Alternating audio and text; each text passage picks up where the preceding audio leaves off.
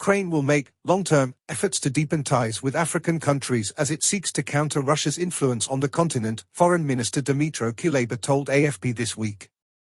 Moscow has long-standing partnerships with several African countries but stepped up efforts to cement ties on the continent since becoming isolated from the West over its invasion of Ukraine.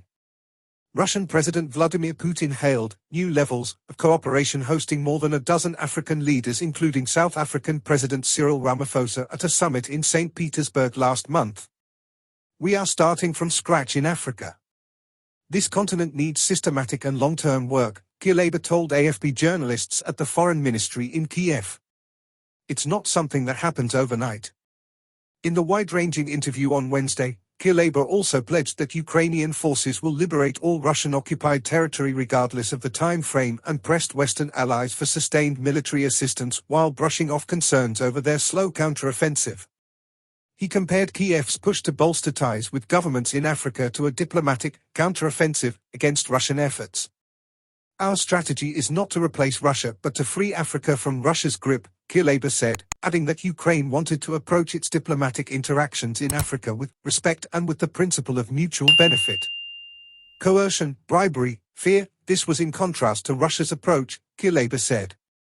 He told AFP that Kremlin's most powerful exports to the region were fighters from the Wagner mercenary group and propaganda. "Russia is trying very hard to keep countries in its orbit through coercion, bribery, and fear," he said. "Russia has two tools for its work in Africa. The most powerful ones are propaganda and Wagner. The mercenary outfit has partnered with several African nations including Mali and the Central African Republic, leading to accusations of abuses by rights groups and Western governments. Its leader, Yevgeny Prigozhin, a former Kremlin ally who fell foul of the authorities after trying to topple Russia's senior military leadership, has been sanctioned by the West for what it says is the group's destructive role on the continent." Kuleba also said that Putin's publicly voiced concerns about food security in Africa are baseless, given Moscow's exit from the Black Sea grain deal last month.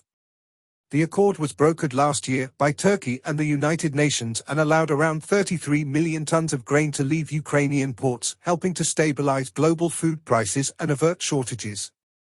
"People in Africa saw that all of Putin's stories about how he cares about African countries are lies," Kuleba said. He described Ukrainian farmers and people in Africa depending on bread availability as the main victims of Moscow's decision to end safe passage for cargo ships to and from Ukraine's ports. "Our goal is victory. Putin solves his own problems at the expense of Africans and Ukrainians," Kuleba said. Some 18 months into the Kremlin's campaign to topple the Ukrainian government and bring the country into Moscow's fold, Kuleba reiterated that Kiev's military will liberate all territory occupied by Russian forces. "Our goal is victory, victory in the form of the liberation of our territories within Ukraine's borders of 1991.